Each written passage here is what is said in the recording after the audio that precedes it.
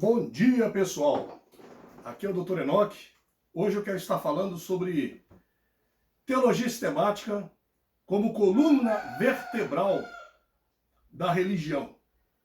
Não somente do cristianismo, da igreja evangélica, mas teologia sistemática como coluna vertebral da religião. Seja muito bem-vindo aqui no Café com Teologia. O nosso Café com Teologia. Bom, para você que é estudante de teologia, de seminário, para você que já é teólogo formado, fica aqui o nosso carinhoso abraço e queremos te convidar para estar participando conosco desse Café com Teologia, certo? Pessoal, não se esqueça de deixar aqui o seu like, o seu joinha, não se esqueça de se inscrever em nosso canal para que você possa estar recebendo os nossos vídeos, sempre que nós tivermos um vídeo novo, você possa estar recebendo o nosso vídeo, né? Não se esqueça de participar conosco, de deixar o seu joinha, de se inscrever e compartilhe também com outras pessoas o nosso canal, ok? É com muita alegria que nós te recebemos aqui. Bom, gente, teologia sistemática como coluna vertebral da religião. O que significa isso? Aqui atrás de mim você pode observar que nós temos aqui um acervo de teologia sistemática, que vai desde teologia sistemática do Florenza Galvão, da Igreja Católica, até chegar na teologia sistemática adventista, toda essa parte de cima, toda essa aqui, virando para cá, lá em cima, tudo é teologia sistemática. Sempre que eu vou a algum lugar, que eu encontro uma teologia sistemática diferente, eu estou adquirindo, seja rara no sebo, ou seja um lançamento, eu estive recentemente no Chile, e lá eu vi uma teologia sistemática do John MacArthur Jr., autor daquele livro Os Carismáticos. John MacArthur Jr., ele é muito conhecido do meio reformado, do meio presbiteriano, anglicano do Brasil. E eu fiquei fascinado. Aí cheguei a separar a teologia sistemática, também estava muito cara, estava pagando em peso, não lembro mais quanto seria em real. Falei, quando eu voltar aqui no Chile de novo, eu compro essa teologia sistemática. Eu tinha comprado outros livros, ia pesar muito a minha bagagem, e eu não queria pagar esse excesso de bagagem no aeroporto, né? Então acabei deixando para a segunda vez, retornei ao Chile, e comprei, né? Comprei essa teologia chamada de John MacArthur Jr., toda em espanhol, ela não foi lançada em português. Eu costumo dizer, num vídeo atrás que eu gravei, parece que o anterior, ou o primeiro vídeo sobre teologia sistemática, tiveram muitas críticas, eu não apaguei nenhuma, né? Pessoas dizendo que eu estava ali me exibindo, me exaltando. Na verdade, nós vivemos hoje uma sociedade vazia. As pessoas não querem estudar e querem pagar de competentes, pagar de inteligentes, né? Cara, se não tem um livro em casa para ler, eu tenho meia dúzia de livros, não lê os livros, não faz um curso, fica gravando vídeo no YouTube, dando show de teologia sistemática, show de cristologia, de não sei mais o que, de escatologia. Então, acho que a pessoa primeiro deve aprender, para depois ensinar a ter humildade. Eu estou com 54 anos de idade, né? E praticamente iniciei a minha carreira teológica oficialmente há 34 anos atrás, quando saí do seminário com minha primeira graduação, bacharelado em teologia, que na época não era nem reconhecido pelo MEC, né? Era curso livre depois, tivemos que fazer todo o processo de integralização de créditos e tal, e convalidação, para que o diploma recebesse a legalização por parte do Ministério da Educação. Mas a teologia, como eu tenho dito para vocês, a teologia sistemática ela é a coluna vertebral de toda a religião. Por exemplo, se a pessoa é espírita, lá ele tem que falar quem é Deus, quem é Jesus Cristo, quem é o Espírito Santo. E o Espírito Santo, na definição do espírita, é o próprio espiritismo. Lá ele tem que falar o que é o plano da salvação que passa pelo karma da pessoa, pela reencarnação, pela chegada da pessoa ao estágio de perfeição, pelos espíritos encarnados. Então tudo isso compõe uma teologia sistemática. Então eles têm uma escatologia, eles têm uma pneumatologia, eles têm uma teologia propriamente dita, eles têm uma cristologia, eles têm a martiologia, que é a doutrina do pecado, eles têm todo o conceito. O pecado é expiado através de sucessivas reencarnações, segundo o espiritismo, né? Segundo a doutrina kardecista. Aí se você vai para o satanismo também, né? Satanismo, lá ele tem a teologia sistemática também, ele diz quem é Deus, ele diz quem é Jesus, quem é o Espírito Santo, quem é ele, o próprio Satanás, como aliás, o luciferianismo. Então toda religião ela tem a teologia sistemática como espinha dorsal. O resto tudo é paralelo. A homilética, a arte de expor o que você conhece, a evangelização, a arte ou a missão, né, de levar o evangelho aquele que ainda não conhece, mas a teologia sistemática é a espinha dorsal. Por isso, eu acho que é imperdoável um pastor que não conhece teologia sistemática, um padre, um sacerdote, está exercendo o ministério, é quase que inaceitável, né? Sem conhecer teologia sistemática.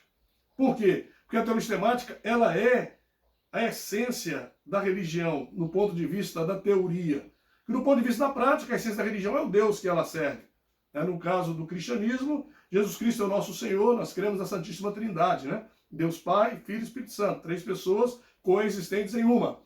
Mas nós não podemos perder de vista que a teologia sistemática é esta espinha dorsal. Pessoal, quando eu comecei meu curso teológico, lá em 1983, eu fui para o seminário, a teologia sistemática que nós estudávamos era uma teologia sistemática basicamente construída em cima de apostilas, de leituras que os nossos professores faziam, e publicação de livro publicado que você tinha era o mínimo possível.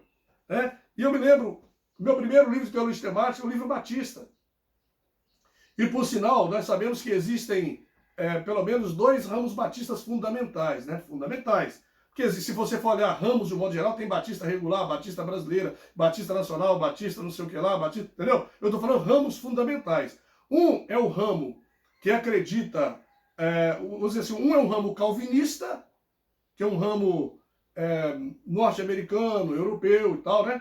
O outro é o ramo brasileiro, que está ligado também a alguns ramos dos Estados Unidos e da Europa também, que é o ramo arminiano. Então nós temos o ramo arminiano e o ramo calvinista. E o Langston, já vi teólogo falando Langston, né? Mas é Langston. O Langston, ele representa essa teologia sistemática batista arminiana.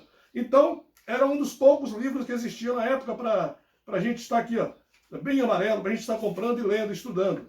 E esse livro aqui foi um dos livros que na época eu estudei muito. Então, pessoal, tá aqui páginas dobradas, né, do livro, enfim, representando assim que o livro foi muito bem estudado de fato, né? Mas naquela ocasião, a gente sempre estava correndo atrás de conhecer novas teologias sistemáticas, né, de conhecer novos pensadores.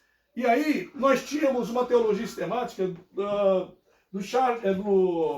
Louis Berkhoff, que era em espanhol, né? Em espanhol.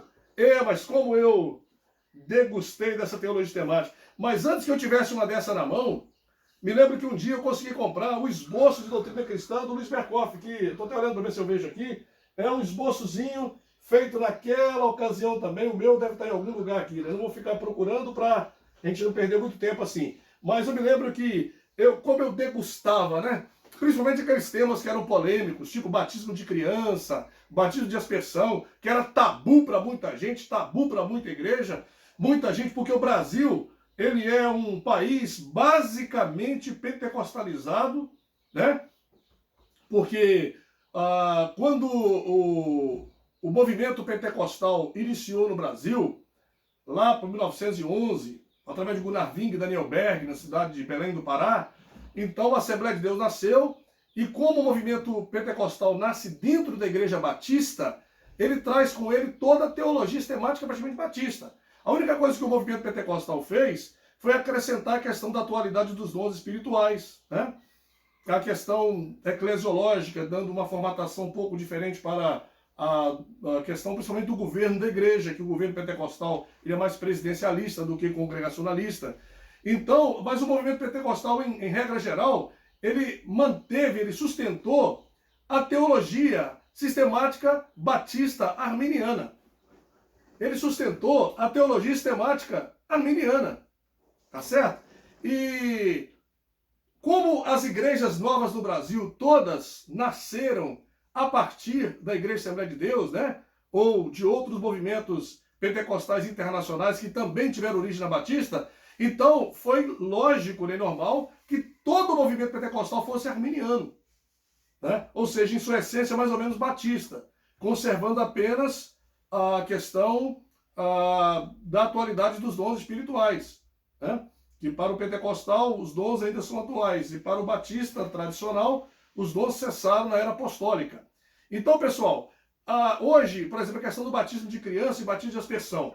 A Igreja Batista, ela, lá no seu nascedouro na Europa, quando ela começou na Europa, ela começou aceitando o batismo de crianças e aspersão. Depois de um tempo que ela passou a negar o batismo de crianças e passou a praticar o batismo de imersão. E como o pentecostalismo, o neopentecostalismo, tudo isso nasce da Igreja Batista, então herda a doutrina do batismo de imersão e o batismo somente de adultos, chamado antipedobatismo. Então eles herdam apenas a doutrina do batismo de criança, aliás, eles negam o batismo de criança e negam o batismo por aspersão, pregam o batismo por imersão e o batismo somente de adultos. Por quê? Porque todo movimento pentecostal, no seu arcabouço teológico, doutrinário, ele traz da Igreja Batista toda a sua formulação, tá certo? É por isso que fala assim, poxa vida, quando você fala com alguém que você é presbiteriano, que você batiza criança, a pessoa toma aquele susto. Por quê? Para cada presbiteriano que você vê 1000 entre batistas e pentecostais. Então é muito comum estar arraigado no seio do coração do brasileiro, da mente do brasileiro. É como doutrina oficial da Bíblia, o batismo só para adulto e o batismo por imersão. Então, a igreja como metodista, anglicana, congregacional, presbiteriana, luterana, igrejas que batizam crianças e batizam por aspersão, elas sofrem uma espécie de hostilidade. Mas nós sabemos que quando nós falamos com pessoas inteligentes, que estudam, mesmo que a pessoa não concorde com o batismo de crianças, mesmo que não concorde com o batismo de aspersão, ele não vai fazer hostilidade, ele vai discordar com classe, vai discordar com respeito, com educação, vai encarar uma informação como cultura. Por exemplo, tem doutrina de algumas igrejas que eu não aceito, não concordo. Mas eu assisto o vídeo até o final, não faço nenhum comentário negativo, não dou dislike no vídeo da pessoa, não humilho a pessoa ali, não faço desaforo à pessoa, eu apenas respeito, ouço, porque nós sabemos, pessoal, que nós não somos detentores de toda a verdade absoluta. Nós temos a verdade, que é a palavra de Deus, né? No que diz respeito ao amor de Deus, à existência do céu, do inferno, da responsabilidade de cada um diante dos seus atos. Mas nós temos os seus desdobramentos teológicos, onde as igrejas se diferem, onde as igrejas se dividem. E nós sabemos, como bem disse John Wesley, né, falando dos metodistas, que o metodista não é conhecido pelo que pensa, mas é conhecido pela vida de santidade que ele leva. E John Wesley ainda dizia, quando perguntava, onde é a sua igreja? Dizia, o mundo é minha paróquia. E John Wesley ainda dizia, se o teu coração é como o meu, dai-me a mão e meu irmão serás. Então, pessoal, essa teologia do Berkhof, ela fez muito sucesso, né? Principalmente entre aqueles seminaristas de maior poder aquisitivo, que não era meu caso, eu acabei ganhando uma de presente para estudar, né? Mas é porque ela vinha importada. As pessoas compravam nos Estados Unidos ou em algum país da América Latina, ela vinha em língua espanhola, essa teologia sistemática do Berkhof. E na época, ainda tinha uma teologia sistemática, que era a teologia sistemática do Emery Bancroft, né? Essa aqui, publicada pela Imprensa Batista Regular, eu comprei ela na época, em 1983, né? 1983, estou olhando aqui a data de publicação dela, para ver se faz alguma menção aqui, mas foi justamente nessa época, entre 83 e 86. Aí tá aqui, olha, 1983. 1983, vou colocar aqui, ó. 1983, ó. Tá aí, ó. Tá certo? 1983, e foi depois relançada em 80. Começou lá em 66 e veio em 83 a publicação que eu adquiri. Foi o tempo que eu estava realmente no seminário. Tá certo? Então, pessoal, aí surge essa teologia sistemática aqui, muito completa. Tá aqui a doutrina de Jesus Cristo, doutrina do Espírito Santo, do pecado. Mas sabe qual é o diferencial e que eu achei de importante na teologia elementar de Emery Bancroft, nessa teologia sistemática? É que ela basicamente não diz assim, o certo é isso, o errado é aquilo. Ela coloca um ponto de vista. E aí ela pega um comentário de um grande pensador, coloca aqui, e depois vai dividindo em subtemas, cada tema, né, subtópicos, e vai só colocando versículos bíblicos, sem que o autor o Emery Bancroft faça comentários. Aí de vez em quando ele faz um pequeno comentáriozinho, mas no mais, tudo que existe nela é só entre aspas. É pensamento de fulano, pensamento de ciclano. Então ele faz uma síntese dos principais pensadores do mundo, principalmente na ocasião que você não tinha acesso à literatura de teologia sistemática. Era tudo muito rudimentar, Era tudo muito rudimentar. Ou seja, você ia para o seminário, você só tinha apostila de um professor que leu aquele material em inglês, que leu em espanhol, e que traduziu, e que veio outro e copiou dele. Chegava uma xerox para você torta, faltando pedaço, porque aquilo ia passando. Começava nos grandes centros do Brasil, até chegar no interior, né, nos seminários de interior, e quando chegava, às vezes estava faltando página, faltando pedaço, e você não tinha acesso, por exemplo, a irmã Bavinck, você não tinha acesso a Charles Hodge, né? Você não tinha acesso a esse material, você tinha acesso a texto do texto, do texto, do texto, do texto. E nessa ocasião, o Bancroft, o que ele faz? O Bancroft, ele faz uma espécie de compilação, né? Ou seja, de citação. Ele pega o pensamento do camarada e coloca entre aspas. Ele vai colocar aqui, por exemplo, doutrina do pecado. Ele coloca aqui, entre parênteses, a martiologia. Aí ele vem no seu significado, e no significado ele o divide em vários subtópicos, depois ele vem dividindo em mais tópicos e subtópicos, e para cada tópico e subtópico ele só coloca versículos bíblicos e citações. Eu acho que ela ainda é publicada hoje. Essa aqui é a versão de 1983, a antigona mesmo. Então, pessoal, estudar teologia sistemática na década de 80 não era o que muita gente pensa, terrível, não era um grande desafio, era muito gostoso.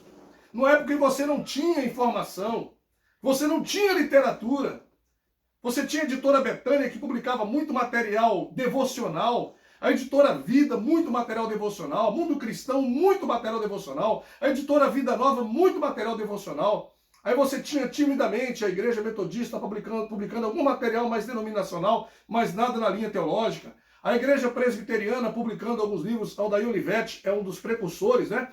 Com o seu consultório bíblico, alguns livrinhos sobre batismo. A Igreja Presbiteriana, então, veio sendo precursora de pequenas literaturas na área teológica. A Igreja Luterana, muito restrita aos alemães, às colônias. Então, ela também não tinha essa publicação teológica, eram mais catecismos. E nós não tínhamos muita coisa. Eu tinha nas mãos o breve catecismo da Igreja Presbiteriana. E alguma coisa, muito pouca, para estar refletindo, tentando captar. Não é hoje como você entra no computador, você tem internet, você digita lá, doutrina, batismo de criança, aparece 1001 estudos. Você não tinha internet, você não tinha computador, entendeu? Você ou tinha um livro impresso ali, o livro de papel impresso, né? Ou você não tinha nada. Você não tinha nada. Ou algumas apostilazinhas, borradas, rasuradas, riscadas, sujas, né? Fétidas de mofo, era isso que você tinha. E eu não costumo dizer que é um desafio, mas era uma tarefa muito gostosa você escavar, buscar teologia nessa época. Então hoje eu fico pensando, o que leva uma pessoa hoje, que chega na livraria e encontra teologia sistemática de tudo quanto é tipo de autor, mas ele não compra, não adquire, ou às vezes não tem dinheiro, mas também não vai na internet, porque a maioria desses livros você pode baixar em PDF hoje, não busca também na internet algum material, a pessoa não pesquisa, e é raso em todos os conhecimentos, e ainda gosta de engrossar a voz quando chega numa roda de pessoas que conversam sobre teologia sistemática e querem dar show. Eu até tenho evitado essas rodas, antigamente era muito gostoso essas confrarias.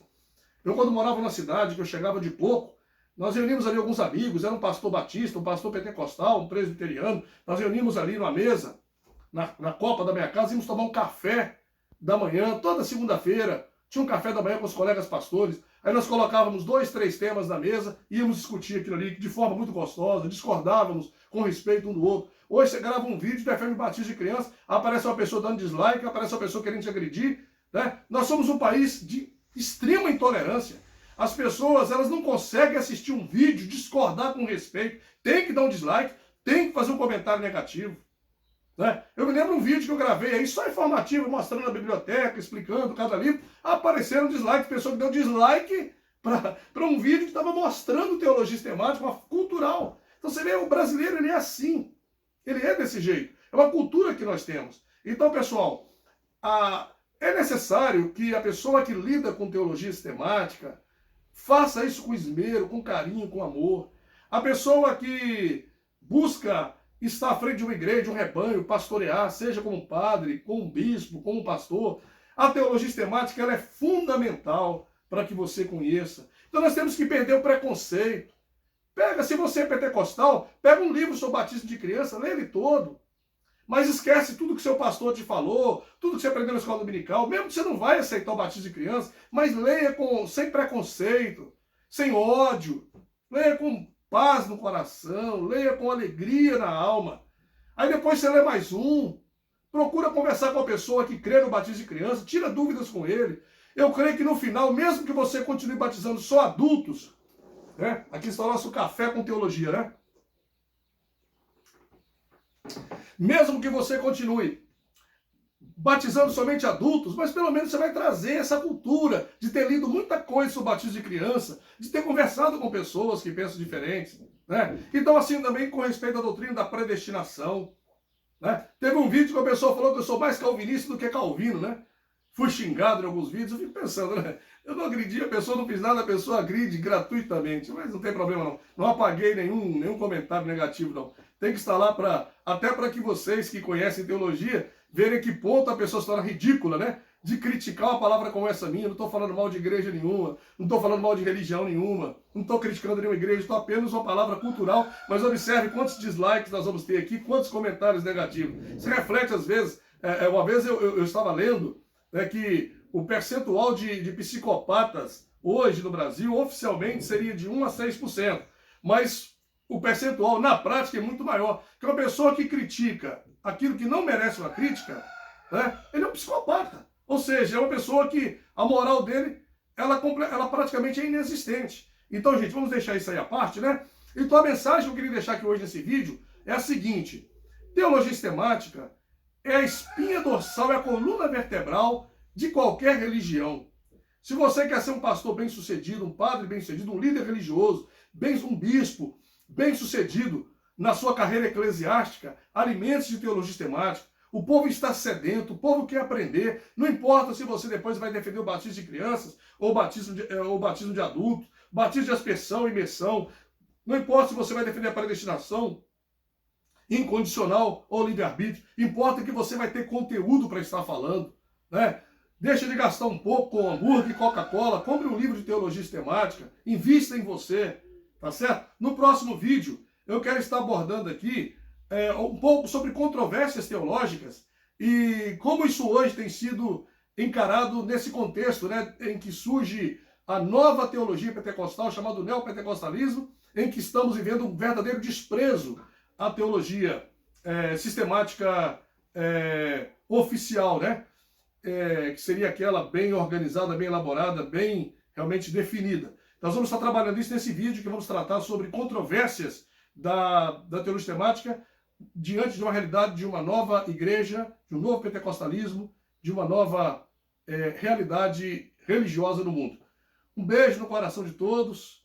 Espero que você possa ter aqui participado conosco. Essa foi apenas uma palavra de incentivo para você, para que você possa continuar firme, né, na fé. Não abandone a sua igreja por qualquer vento de doutrina, mas alicerce-se, né, conheça, busque, fortaleça-se na fé e na doutrina, no conhecimento das Sagradas Escrituras. Como disse Oséias, conheçamos e prossigamos em conhecer o Senhor. Um beijo no coração.